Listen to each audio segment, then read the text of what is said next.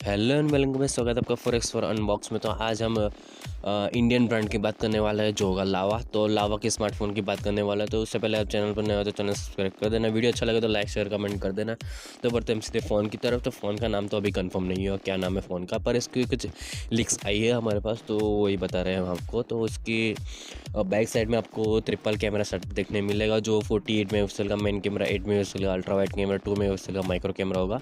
और front side में आपको पंच होल कैमरा देखने मिलेगा जो होगा 8 मेगापिक्सल का कैमरा। जो उसके फ़ोटोज़ है वो लीक्स हुई है, जैसे कि आपने देखी होगी। तो फ्रंट साइड में आपको 8 मेगापिक्सल का फ्रंट कैमरा देखने मिलेगा और 6.8 इंच का फुल एचडी प्लस डिस्प्ले देखने मिलेगा। तो डिस्प्ले में फ़ोन बहुत अच्छा है। और इसकी कुछ बैटरी की बात करें तो जो होगी 5000 mAh का बैटरी, तो बैटरी में भी फ़ोन अच्छा है। और 18 वाट का फास्ट चार्जर सपोर्ट है, तो उसमें भी बहुत अच्छा है। और इसकी प्रोसेसर की बात करें तो वो भी कंफर्म नहीं है। तो